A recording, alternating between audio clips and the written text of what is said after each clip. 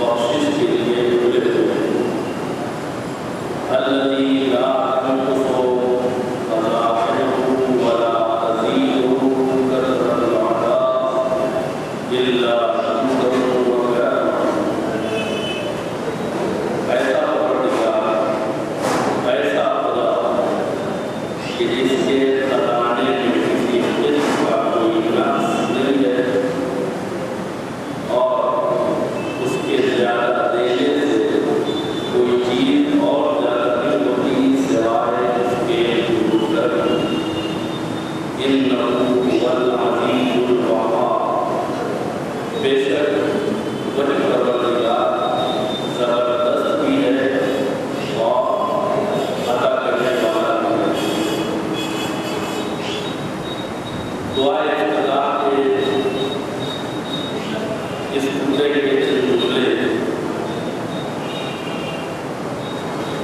توضیح و تفصیل کے اعتبار سے آپ کے سامنے ہیں۔ خدا کے نام، خدا کی ثنا، خدا کی تمجید اس اعتبار سے کہ مخلوقات کے تمام امور اور اس کی یعنی خدا کی نام مخلوقات کو نمایاں ہے۔ یہ بھی ایک طرح کی خصوصیت ہے۔ اس کے بعد دوسری صفت بیان ہو رہی ہے کہ الظاہر بالکرم مجدو، وہ خدا جس کی بزرگی اس کے کرم کے ذریعے سے آشکار ہے۔ کرم کے ذریعے سے آشکار ہونا گویا اس کی نفی ہے کہ وہ اپنی بزرگی کو زبردستی منوانا چاہتا ہے۔ اس بات کی نفی ہے کہ وہ خدا ہونے کے اعتبار سے اپنی بزرگی کا اعلان کرنا چاہتا ہے۔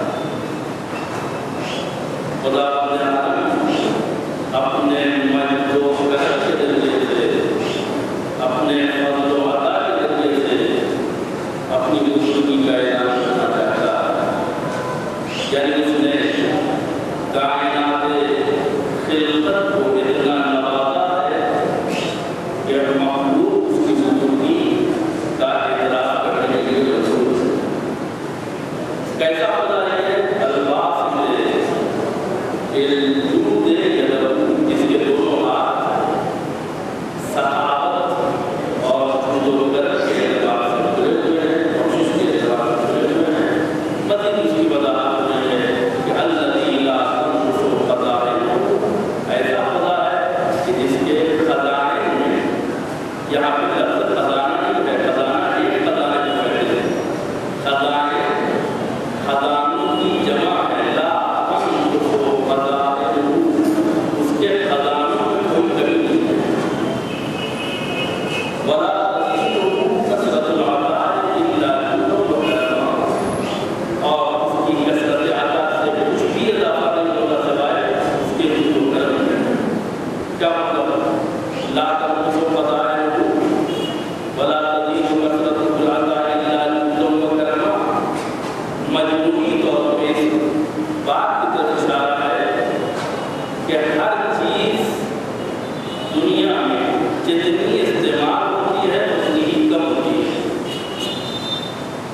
انسان مال کماتا ہے، پیسے مہیا کرتا ہے، جتنا اس سے خرچ کرتا ہے اس کی جیب بھری ہوتی جاتی ہے اور پیسہ کم ہوتا جاتا ہے۔ لیکن یہ سلسلہ خدا کے یہاں نہیں ہے، وہاں کوئی چیز کم نہیں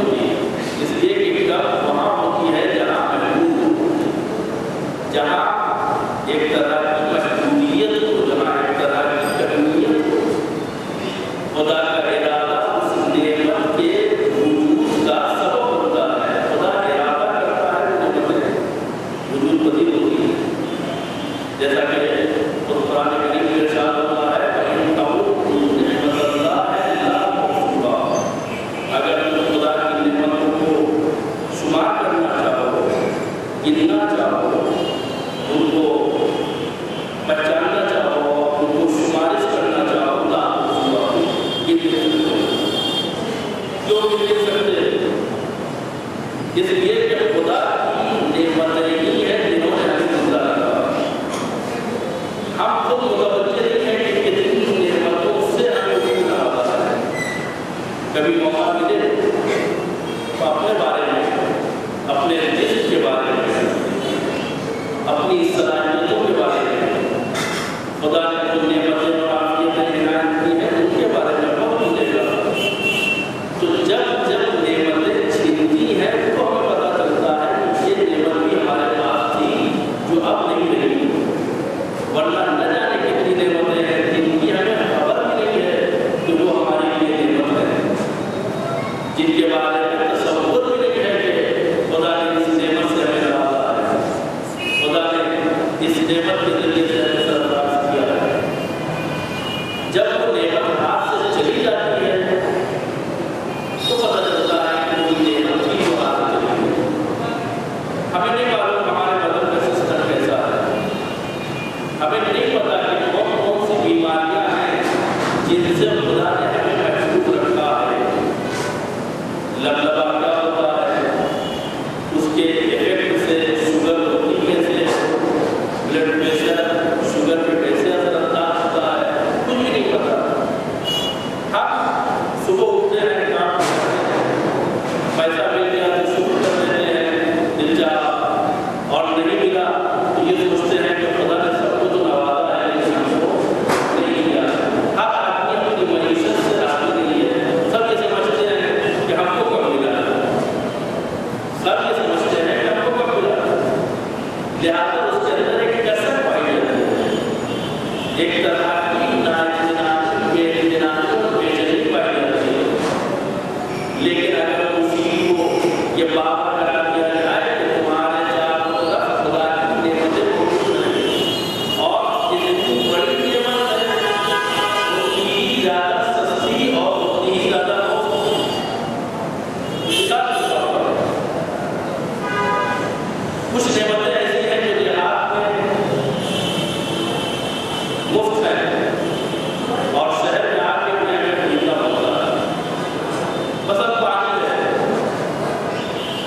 دیہات میں پانی کا بل ہمیں دینا پڑتا ہے، تالاب میں چلے جائیے، ندی میں چلے جائیے، ٹیوب ویل میں چلے جائیے، ہینڈ پمپ سے نکال لیجیے، آپ کو مفت کے لیے پانی مل جاتا ہے۔ لیکن شہر میں آ جائیے تو اگر کسی میٹر والے سے پانی لیا تو آپ کو بالٹی کے حساب سے پیمنٹ کرنا ہے، اور اگر گورنمنٹ سے لیا ہے تو یونٹ کے اعتبار سے آپ کو پیمنٹ کرنا ہے۔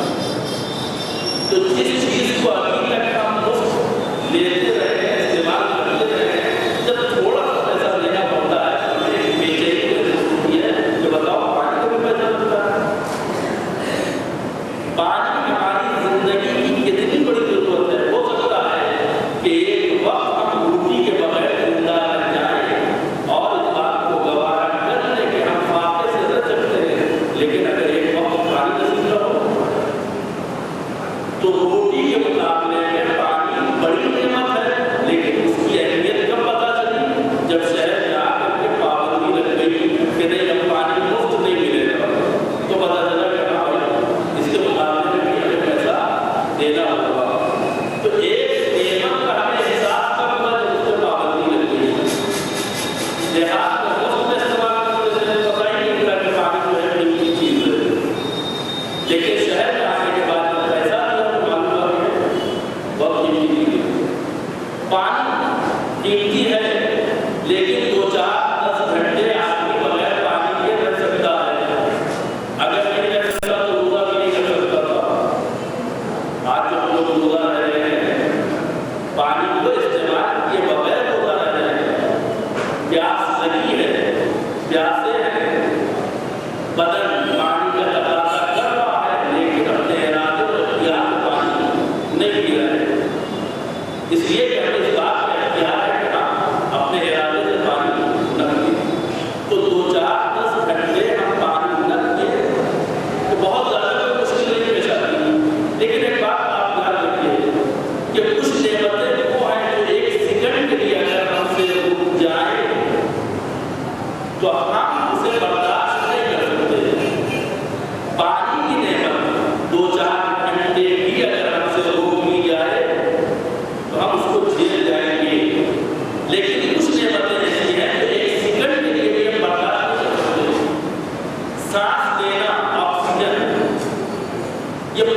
بھی زیادہ قیمتی نعمت ہے. گاؤں میں بھی یہ مفت تھی, شہر میں بھی یہ مفت ہے.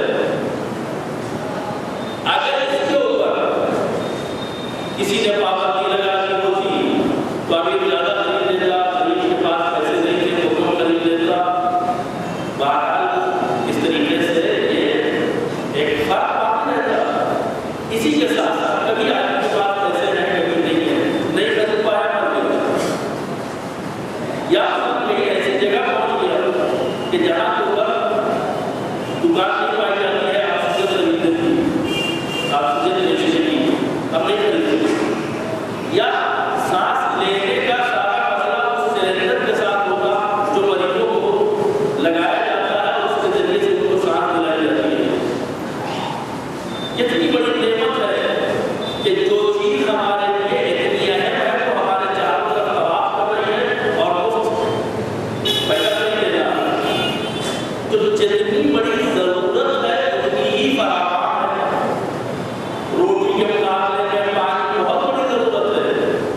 ہمارے قدموں کے نیچے زمین میں پانی پایا جاتا ہے لیکن اس کو نکالنے کے لیے گھنٹوں چاہیے, لیکن سانس ہمیں حق لگنے چاہیے. لہٰذا خدا نے اس کی بھی ضرورت نہیں ہے کہ تم کوئی چیز کھود کے نکالو اور اس کو استعمال کرو. نہیں, وہ مفت آٹومیٹک طریقے سے تمہارے فیوروں میں پہنچتی رہے گی, جاتی رہے گی, نکلتی رہے گی. یہ بہت نعمت اللہ ہے, لا حساب. یہ ایسی نعمت ہے کہ ایک سیکنڈ بھی انسان اس کے بغیر نہیں رہ سکتا. خدا تعالیٰ نے سانس کو ہمارے لیے مفت بنایا اور صرف مفت نہیں بنایا, ہر جگہ اسے سپلائی کیا ہمارے ساتھ ساتھ. اگر اس نے مفت دیا ہوگا لیکن سلنڈر لے کے چلنا ہوگا, اتنا انتظام کرنا پڑتا ہے. سامان سے زیادہ سلنڈر اس کے پاس ایک قدم ہوگا, دوسرے کی دو ہوگی, تیسرا قدم ہوگا, تیسرے کی دو ہوگی. جتنا بڑا سفر ہے اتنا ہی بڑا انتظام. معلوم جو ہوا کہ گویا آپ شہر سے شفٹ ہو رہے ہیں. یہ مطلب ہے جہاں آپ جائیں گے, جس جگہ پاؤ ڈالیں گے آپ کو سانس ملے گی, آپ کو آکسیجن ملے گی. آپ خالی سانس لیجیے, آپ کے لیے حاضر ہے. کتنی بڑی نعمت ہے. یعنی خدا نے مفت بھی دی ہے اور بالکل نزدیک فراہم کی ہے. جہاں آپ جائیں گے آپ کے ساتھ ساتھ. بہت بڑی نعمت ہے. ایک نعمت جس کی طرف ہم متوجہ نہیں ہے, خود ہمارے منہ کے اندر, دہن کے اندر لعاب دہن کا پیدا ہونا. ہمارے اندر منہ کے اندر کچھ گلینڈز ہیں, کچھ حدود ہیں جن سے ترشحات ہوتے ہیں, جن سے چشمے ابلتے ہیں, اور ان چشموں کے ابلنے کی وجہ سے ہمارا منہ گیلا رہتا ہے. ہمارا منہ جو ہے وہ گیلا رہتا ہے. اس گیلے رہنے کا ایک فائدہ یہ ہے کہ ہم ذائقہ چکھ پاتے ہیں, دوسرے ہماری زبان بڑی آسانی کے ساتھ گردش کرتی ہے اور بول پاتے ہیں, گفتگو کر پاتے ہیں. لیکن اگر یہ تری اور نرمی اور رطوبت نہ ہوتی تو ہماری زبان سوکھ نہیں ہوتی, اور اگر زبان سوکھ جائے تو گفتگو آدمی نہیں کر سکتا. ابھی تھوڑی سا کوئی سامان لے کر کے 2 قدم آپ جائیں گے تو دیکھیے ایسے کیا ہوگا. جہاں تھوڑی سی محنت کرنا پڑے وہاں منہ سوکھ گیا. اب اگر کوئی بات کرتا ہے تو کہتے ہیں ٹھہر جاؤ تو سانس لے لیں. زبان گفتگو کے لیے ہمارا نہیں ہے. کیوں ہمارا نہیں ہے؟ اس لیے کہ جو ہمارے اوپر پریشر پڑا ہے, اس پریشر کی وجہ سے جو رطوبت ہمارے ذہن میں پائی جاتی تھی وہ رطوبت خشک ہو گئی. نتیجہ یہ ہوا کہ جب تک دوبارہ مربوط نہ ہوگا ہمارا تب تک ہم گفتگو نہیں کر سکتے. لیکن اس میں بھی خدا نے نعمت کیا رکھی ہے. ایک تو رطوبت کو پیدا کیا ہے. اگر وہ پیدا نہ کرتا تو ہم ایک بالٹی اپنے ساتھ رکھتے, ایک گلاس اپنے ساتھ رکھتے, ہر 5 منٹ کے بعد 10 منٹ کے بعد اپنے منہ کو تر کرتے تاکہ سامنے والے سے گفتگو کر سکتے. اگر یہ چیز خدا نے اندر ہی آٹومیٹک طریقے سے نہ پیدا کی ہوتی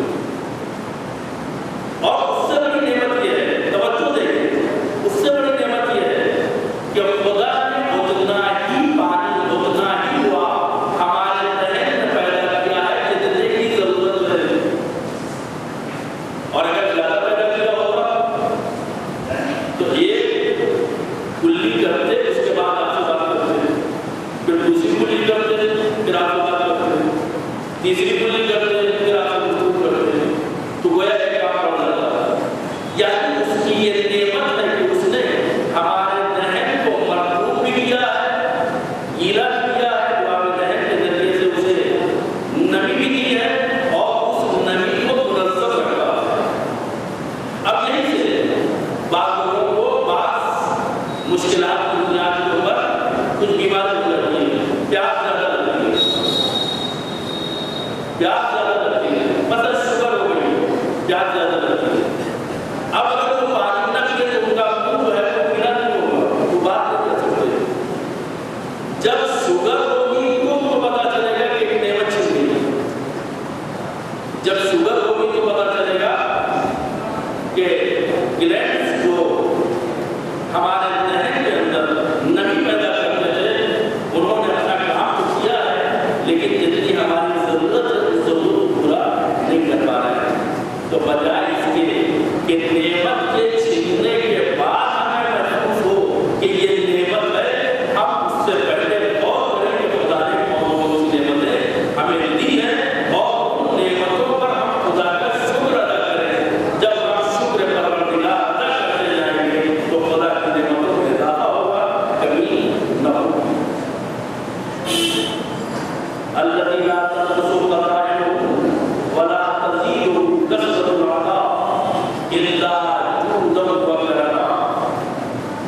خدا کی صفت یہ ہے کہ وہ جواد ہے، وہ کریم ہے، وہ سخی ہے، وہ داتا ہے. انہ العزیز الوهاب، وہی زبردست ہے اور وہی عطا کرنے والا ہے. یعنی صاحب نعمت بھی وہی ہے اور نعمتوں کو بندوں کے اوپر نچھاور کرنے والا بھی وہی ہے. لہٰذا نعمتوں کی طرف توجہ کرنا، نعمتوں کا شکر ادا کرنا یہ ہماری ذمہ داری ہے. ورنہ نعمتوں کو ہم استعمال کرتے رہیں اور ایک شکریہ بھی ادا نہ کریں، یہ تو ہمارے انسانی سماج کے اخلاق سے بھی بعید ہے. انسان اگر تھوڑا سا بھی انسان کرتا ہے اور اس کا اگر شکریہ ادا نہ کیا جائے تو وہ یہ سمجھتا ہے کہ ہماری نیکی مٹی میں مل گئی ہے، دریا میں چلی گئی. خدا جو ہر لمحے ہمارے کو احسان کر رہا ہے. یہ کہو نعمت اللہ لا تحصوها کے ذریعے میں اگر آپ دیکھیں کہ جتنا بھی اگر چاہو کہ خدا کی نعمتوں کو شمار کرو، شمار نہیں کر سکتے. شمار کرنا اور اس کے بعد شکر کرنا، اس کا مطلب یہ ہے کہ شکر بھی نہیں کر سکتے ہو. اس لیے کہ نعمتوں کو پہلے شمار کرو تو شکر کرو. نعمتیں تمہاری نگاہ میں آئیں گی تو شکر ادا کرو. ایک وقت میں نہ جانے کتنی نعمتیں تمہارے اوپر بوچھار کر رہی ہیں، کیسے شکر ادا کرو. خود یہ سانس کا آنا جانا یہ نعمت ہے. سانس آکسیجن جو ہم اپنے پھیپھڑوں میں لیتے ہیں اور اپنے پھیپھڑے کی گندگی اور آلودگی کو اس کے ذریعے سے صاف کرتے ہیں، یہ ایک نعمت نہیں ہے بلکہ دو نعمتیں ہیں. ایک نعمت آکسیجن کا اندر جانا ہے اور ایک نعمت ان خباثتوں اور آلودگیوں کو لے کر کے باہر آنا ہے. سانس اگر اندر آ جائے اور باہر نہ آئے تو انسان مر جائے گا، اور باہر چلی جاؤ اور دوبارہ نہ آئے تو مر جائے گا. تو ایک کیفیت ہے سانس کا اندر آنا اور ایک کیفیت ہے سانس کا باہر آنا. اگر انسان پوری زندگی صرف اسی کا شکر ادا کرنا چاہے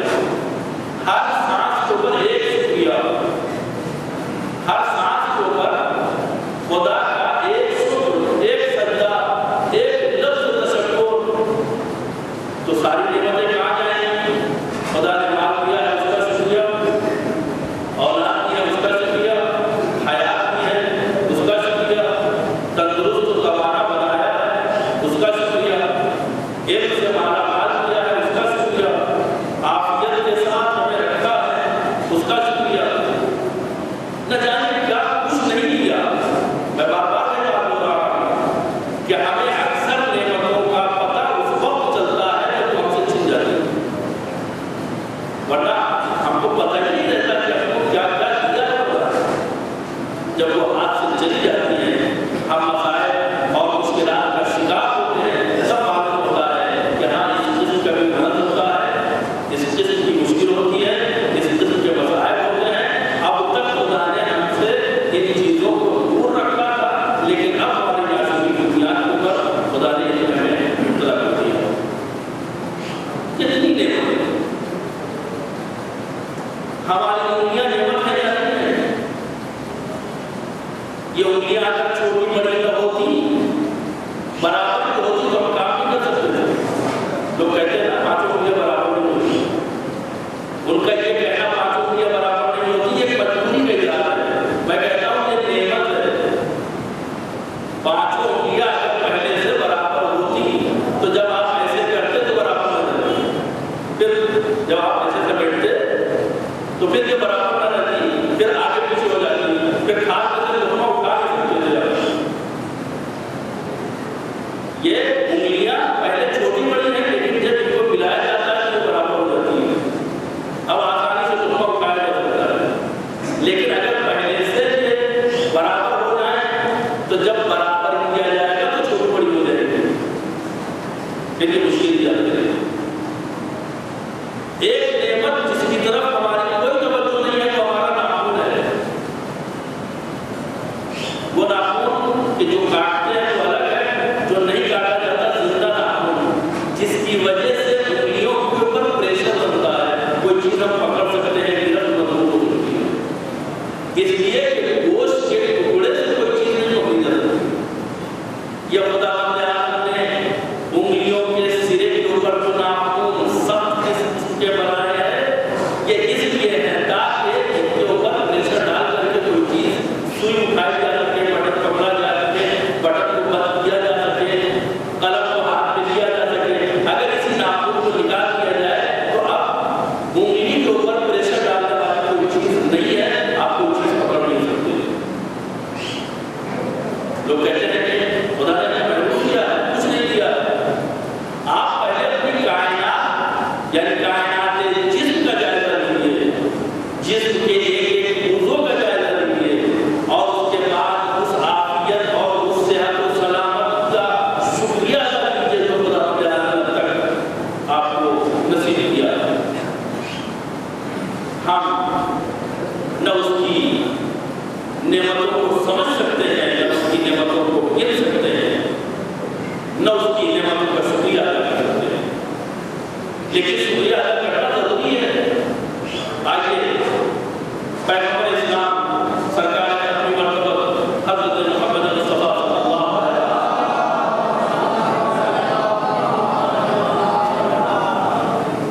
انہیں جب کوئی نعمت ملتی تھی، تو ایک جملہ ارشاد فرماتے تھے کہ الحمدللہ علی ہذہ النعمہ، تمام تعریفیں اس اللہ کے لیے ہیں کہ جس نے اس نعمت کو ہمارے سامنے لا دیا ہے۔ خدا کے ہاں اس نعمت کے اوپر، یہ نعمت ملنے کے اوپر، یعنی حمد الہی ہے نعمت ملنے کی بنیاد پر۔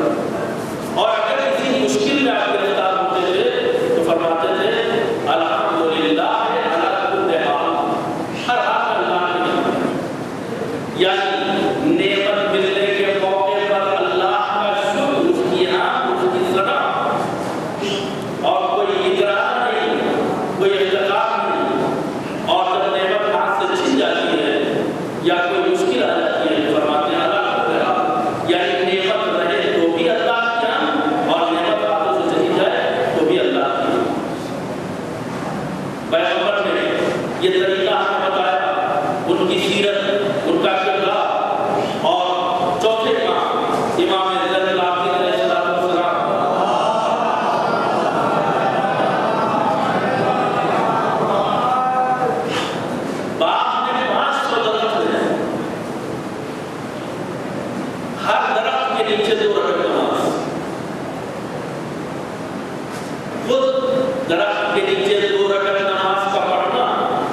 بات کی علامت ہے کہ یہ تو باپ کا شکریہ ہے.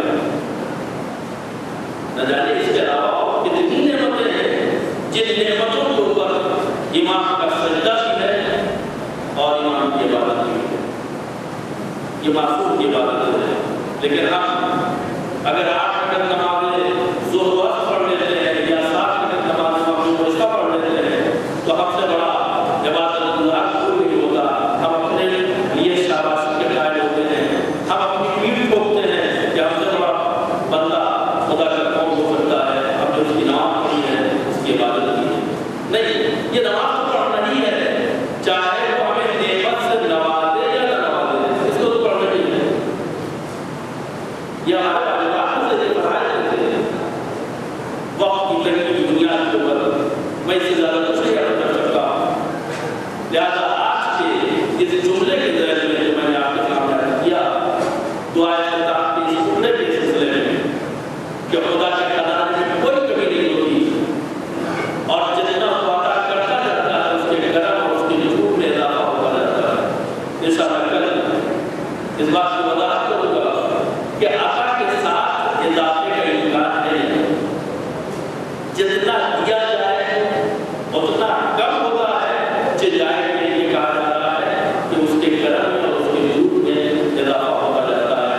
ابھی تک جو ہمارا تجربہ ہے وہ یہ ہے کہ ہم نے اتنا نہیں مانگا ہے جتنا اس نے دیا ہے، اور ہم نے مانگا بعد میں ہے اس نے دیا پہلے ہے. جب ہمیں مانگنے کا شعور بھی نہیں تھا تب اس نے نوازا ہے.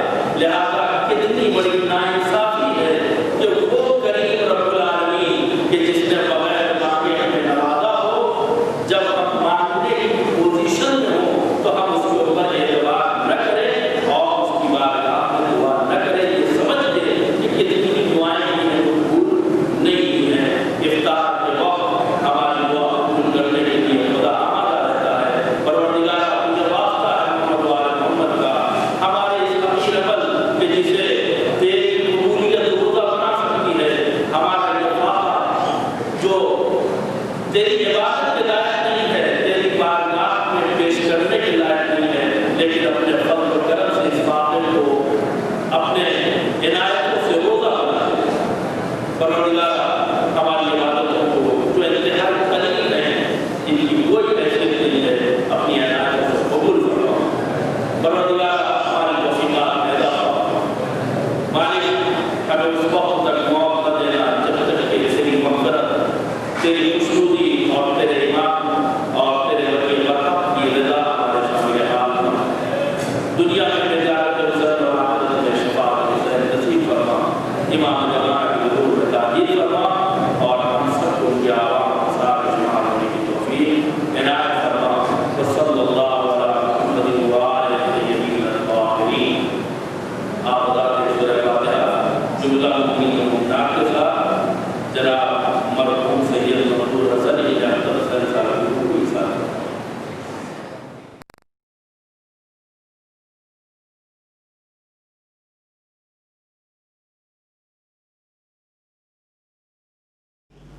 لا حول ولا قوة إلا بالله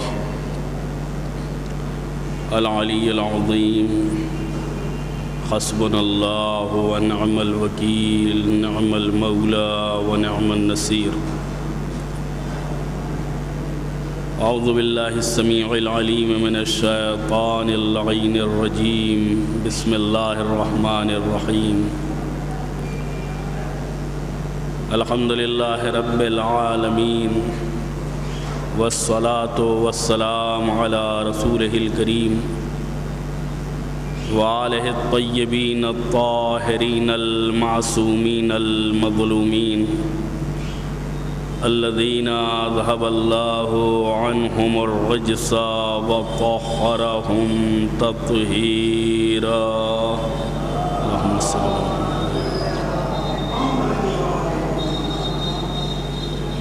اما بعد فقد بسم الله الرحمن الرحيم. اللهم إني أسألك قليلا من كثير مع حاجة بي إليه عظيما، وغناك عنه قديم، وهو عندي كثير وهو عليك سهل يسير۔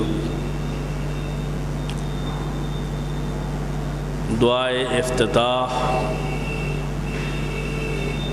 جو ہر شب پڑھی جاتی ہے، اس کے جملوں اور اس کے فقرات کی توضیح و تشریح، آج ہماری گفتگو اس جملے تک پہنچی کہ ہم اس عظیم دعا کے ذریعے سے خدا کی بارگاہ میں اپنی حاجتوں کو پیش کرتے ہیں اور اس سے اپنی تمناؤں کا ذکر کرتے ہیں، اور ہمیں اس بات کا احساس ہے کہ ہماری حاجتیں تو بہت زیادہ ہیں، ہمارے مطالبے تو بڑے طولانی ہیں، ہماری ضرورتیں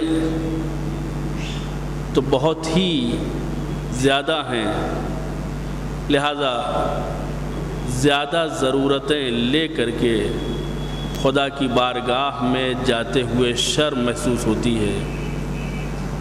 اس جملے میں اسی شرم کو ظاہر کیا گیا ہے۔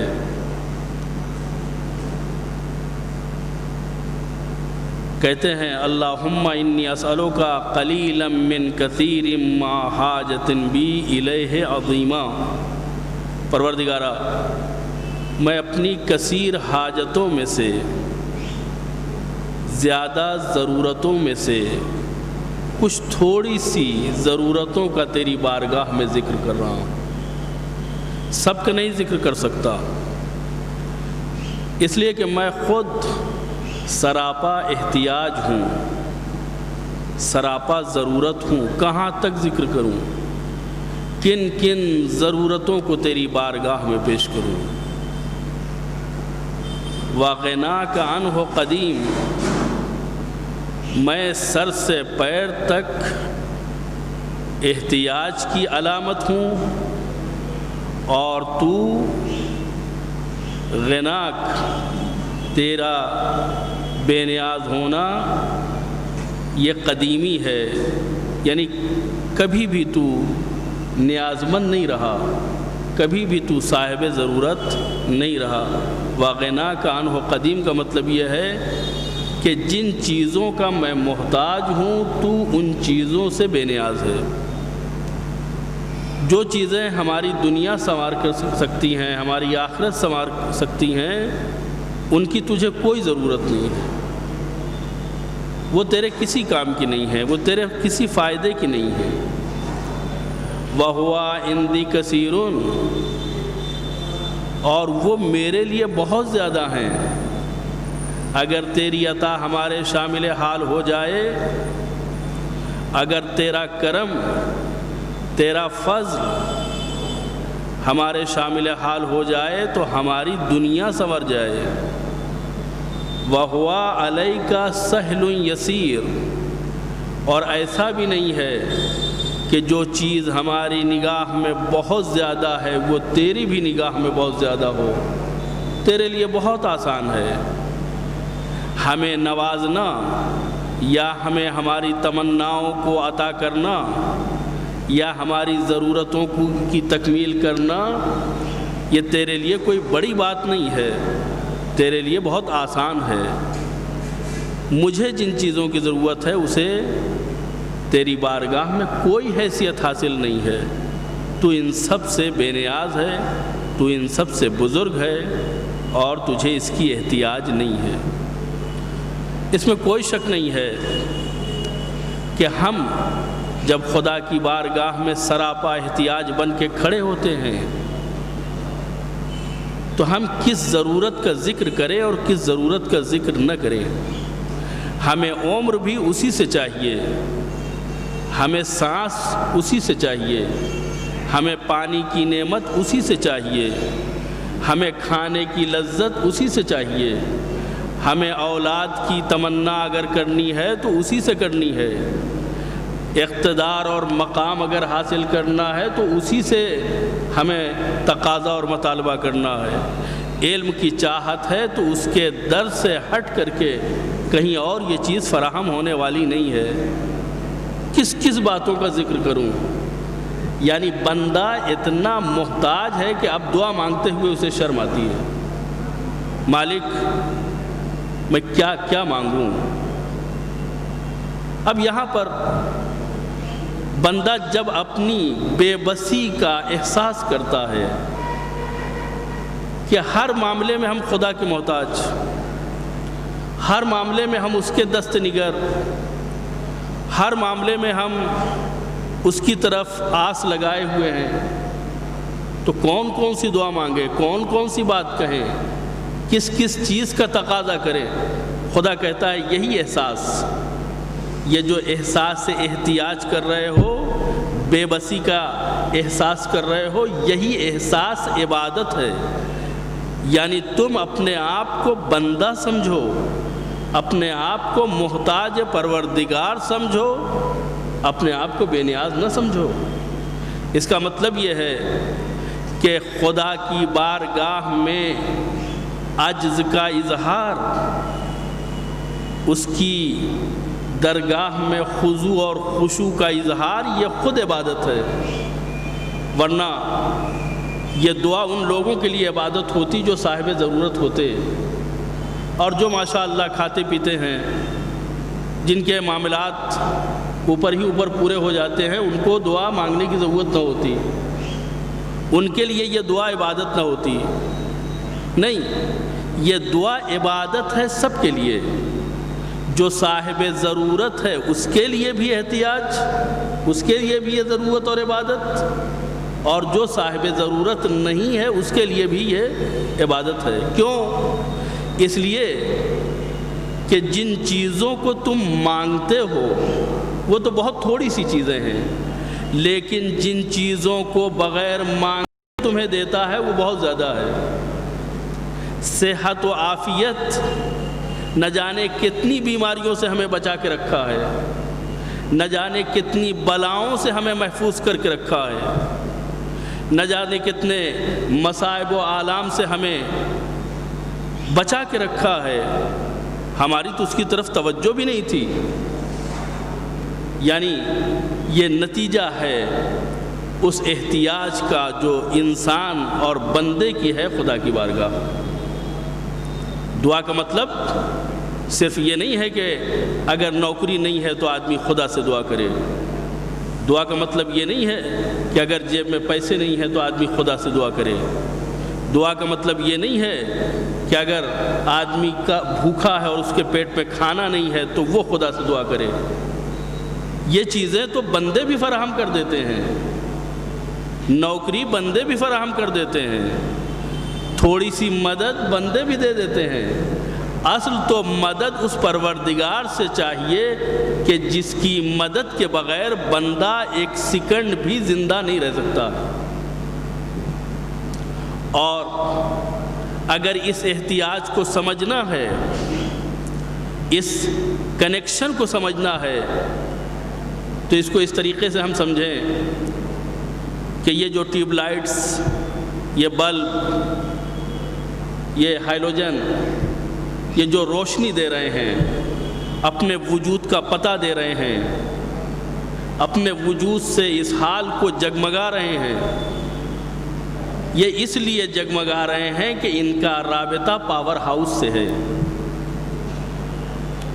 پاور ہاؤس نے انہیں پاور دیا ہے، لہذا یہ چمک رہے ہیں اور چمکا رہے ہیں۔ لیکن اگر اسی درمیان میں ایک لمحے کے لیے بھی پاور ہاؤس سے سپلائی منقطع ہو جائے تو یہ رہیں گے لیکن روشنی نہیں رہے گی، یہ رہیں گے لیکن چمک دمک نہیں رہے گی، پنکھے رہیں گے لیکن ہوا نہیں رہے گی۔ تو ہر لمحے اور ہر لحظے اور ہر ثانیے ان کو بہرحال وہاں سے پاور ملنا چاہیے۔ اگر ایک سیکنڈ کے لیے بھی پاور منقطع ہو گیا، قطع ہو گیا، کنیکٹ نہ ہوا تو یاد رکھیے یہ ساری رونق ختم ہو جائے گی۔ انسان جو ہر لحظہ خدا سے مربوط ہے، ایک محتاج مطلق ایک غنی مطلق کے ساتھ وابستہ ہے، اور عظیم روحانی پاور ہاؤس سے جسمانی مدد بھی لے رہا ہے اور روحانی مدد بھی لے رہا ہے۔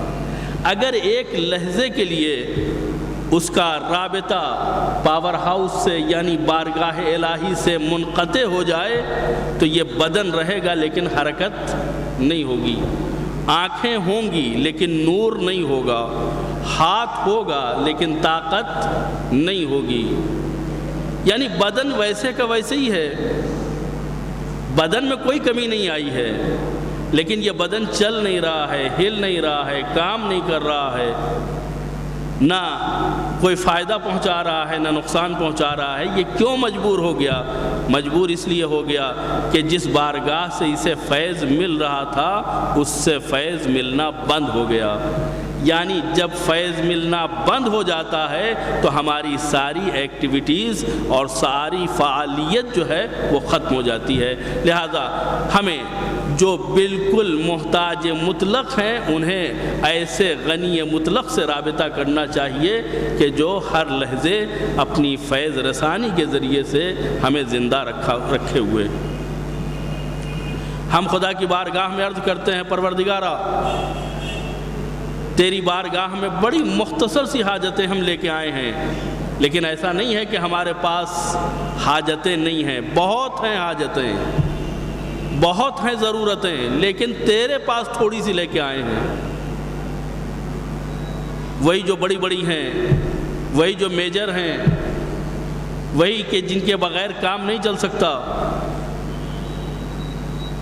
اور بیان کرتے ہوئے شرم بھی آتی ہے کہ تھوڑی تھوڑی سی بات تیری بارگاہ میں، لیکن ایک واقعہ ہمیں سہارا دیتا ہے۔ جناب موسیٰ علیہ السلام جو صاحب شریعت نبی اور صاحب کتاب پیغمبر ہیں، خداوند عالم ان سے ارشاد فرماتا ہے کہ موسیٰ ہر چیز ہم سے مانگو، ہر چیز کا تقاضا ہم سے کرو، ہر چیز کا مطالبہ ہم سے کرو، حتیٰ اگر نالین کی ڈوری تمہیں چاہیے یا کھانے کے لیے نمک چاہیے تو وہ نمک بھی ہم سے مانگو، ہم تمہیں دیں گے۔ اس کا مطلب کیا ہوا کہ ہر چیز کی انتہا ہے پروردگار، ہر چیز کا انجام ہے معبود حقیقی۔ خداوند عالم سے اگر سوال کیا جائے، اس سے مانگا جائے، اس سے مطالبہ کیا جائے تو وہ اس مطالبے کو پورا کرتا ہے۔ ہاں، ضروری نہیں ہے کہ جو راستہ آپ بتا رہے ہیں اس راستے سے پورا کرے، لیکن پورا وہی کرتا ہے۔ اگر وہ پورا نہ کرے تو ہمارے اندر اتنی توانائی اور طاقت نہیں ہے کہ ہم اپنے گھر میں آئے ہوئے مہمانوں کی عزت افزائی کر سکیں۔ جو خاندان ہمارا ہے، جو افراد ہمارے ہیں، جو ان کو ضرورت ہے، جو ان کو چاہیے، ہم انہیں فراہم نہیں کر سکتے۔ یہ خدا کی دی ہوئی برکت ہے، یہ خدا کی دی ہوئی نعمت ہے جو ہماری تھوڑی سی روزی کو ان کے لیے کافی بنا دیتا ہے، ورنہ ضرورتیں بہت زیادہ ہیں، سرسام آور ہے۔ آپ دیکھیے وہ لوگ کہ جو بڑے پیمانے کے اوپر پیسہ کما رہے ہیں، جن کے پاس کروڑ 10 کروڑ کی کوئی حیثیت نہیں ہے، جتنا ملتا جاتا ہے اتنے ہی ہوس میں اضافہ ہوتا جاتا ہے۔ کیوں؟ اس لیے کہ ضرورت بھی زیادہ ہے، ضرورت وہ بڑھاتے جاتے ہیں، محتاج تر ہوتے جاتے ہیں۔ نتیجہ کیا ہوتا ہے؟ جتنا دیا جائے کم ہے۔ خدا کیا کہتا ہے کہ تم ہم سے مانگو۔ بندہ کیا چاہتا ہے کہ وہ چیز ہمیں چاہیے جو ہم مانگ رہے ہیں، اور ان راستوں سے چاہیے جو ہم راستے معین کیے ہوئے ہیں اپنے ذہنوں میں۔ بعض لوگوں کا ذہن ہے نوکری پیشہ اور نوکری حاصل کرنا، پوری کوشش یہ ہے، دعا مانگ رہے ہیں خدایا نوکری دے دے۔ کوشش کرنا اپنا کام ہے، جب کچھ نہیں ملے گا تو نوکری کریں گے، اس لیے کہ بیوی بچوں کا پالنا، اپنے گھر کے اخراجات کو چلانا یہ ہماری ذمہ داری ہے، ہمارے اوپر واجب ہے۔ لیکن سوال یہ پیدا ہوتا ہے کہ جس پروردگار سے ہم سوال کر رہے ہیں، دعا مانگ رہے ہیں کہ پروردگار ہمیں چاہیے، اس کو یہ بتانے کی ضرورت نہیں ہے کہ ہم کو نوکری کے ذریعے سے رزق دے، ہم اس سے رزق کا مطالبہ کریں۔ اب اگر وہ نوکری کے ذریعے سے مناسب سمجھے گا تو نوکری کے ذریعے سے دے گا، تجارت کے ذریعے سے مناسب سمجھے گا تجارت کے ذریعے سے دے گا، کسی بندے خدا کے دل میں ڈال دے گا اس کے ذریعے سے مدد کرے گا۔ یعنی جتنے بھی وسائل اور جتنے بھی ابزار و آلات ہیں وہ سب خدا فراہم کرتا ہے، خدا ذرائع خود پیدا کرتا ہے۔ اگر احتیاج پیدا کرتا ہے تو ذرائع بھی پیدا کرتا ہے۔ انسان اصرار نہ کرے، انسان پافشاری نہ کرے کہ ہمیں اسی راستے سے چاہیے، نہیں، خدا سے مطالبہ کرے، پروردگار تو نے ہمیں پیدا کیا ہے تو رزق بھی تیری ذمہ داری ہے۔ اور یہ بھی بتانے کی ضرورت نہیں ہے اس کو پتہ ہے، اگر انسان زندہ ہے تو اس کا رزق اس کو ملے گا، تلاش کرنے کی ضرورت ہے۔ لیکن اگر انسان کی حیات کے لمحات ختم ہو چکے ہیں تو پھر کھانا سامنے ہوگا، کھانے کی نوبت نہ آئے گی، پانی سامنے ہوگا لیکن پینے کی توفیق نہ ہوگی۔ تو ہر معاملے میں خدا سے تقاضا کرنا، خدا سے مدد مانگنا یہ ہماری ذمہ داری ہے، اور ہمیں اسے نظر انداز نہیں کرنا چاہیے۔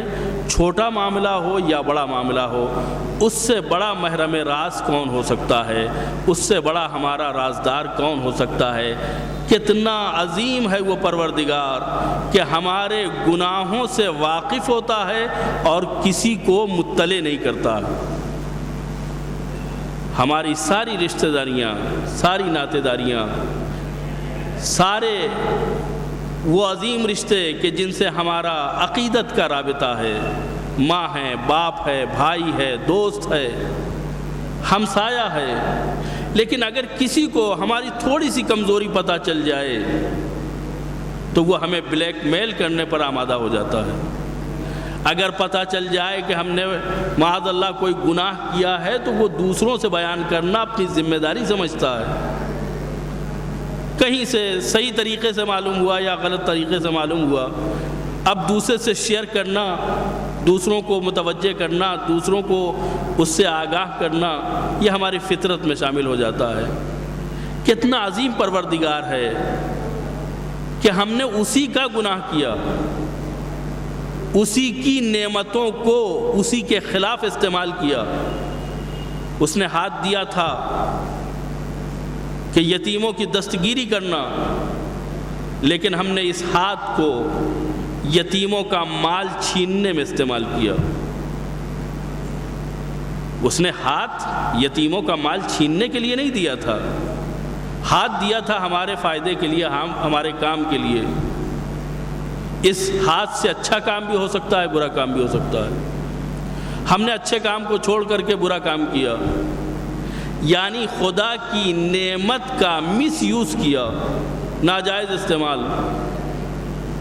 خدا کو حق ہے یا نہیں کہ ایک دفعہ، دو دفعہ، چار دفعہ اس نے دیکھا کہ یہ بندہ ہماری نعمتوں کا مس یوز کر رہا ہے، لہذا اب اس کو یہ نعمت نہ دی جائے، اس سے چھین لی جائے۔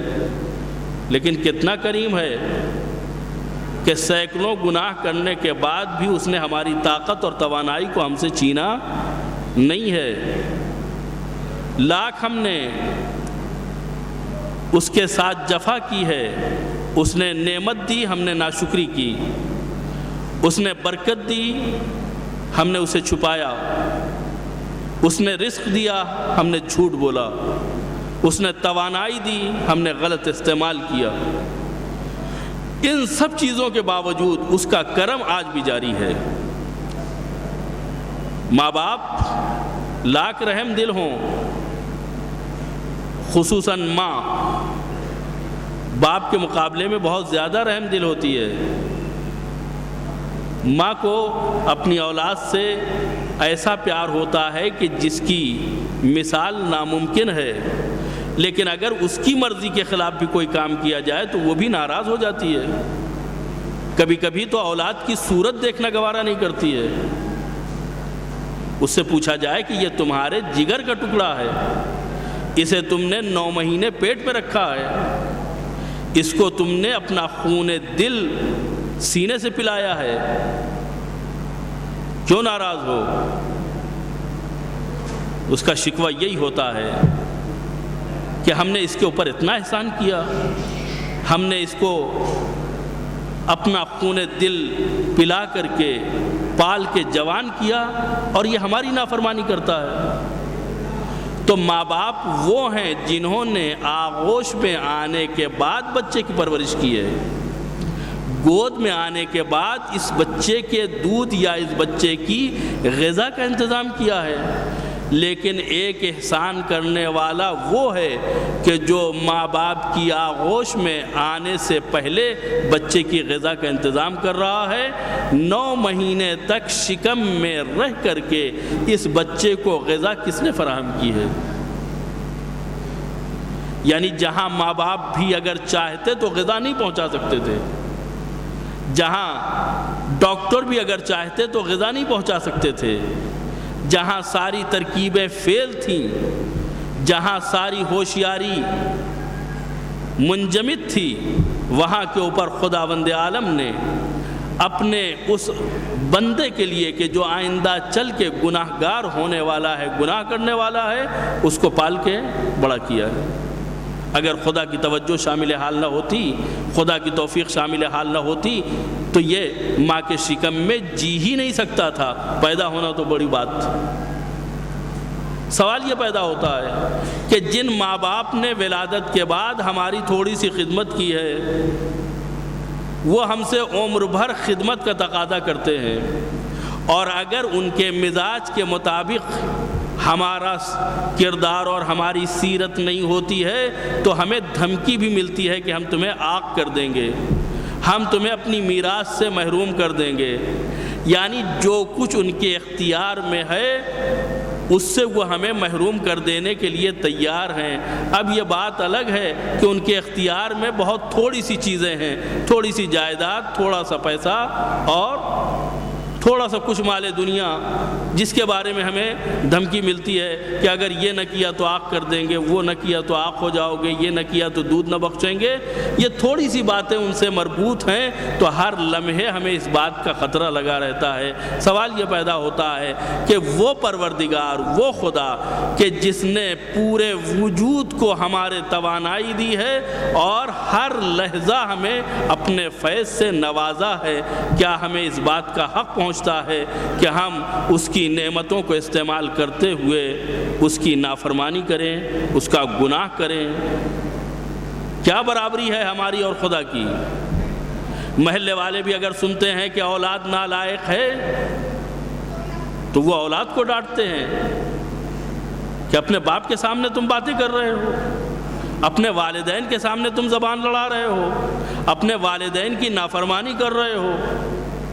تو جن والدین کا کرم تھوڑا سا ہے ان کے لیے ملامت کرنے کے لیے پورا محلہ موجود ہے، لیکن جس پروردگار نے بغیر مانگے بہت کچھ دیا ہے اور مانگنے پر بھی بہت کچھ دیا ہے، ہم اس کی نافرمانی کرتے ہیں اور کوئی ٹوکنے کے لیے تیار نہیں ہے کہ کم سے کم ایک سجدہ کر لو، کم سے کم ماہ مبارک رمضان میں اگر روزہ نہیں رکھتے تو روزہ دار کی صورت بنا لو۔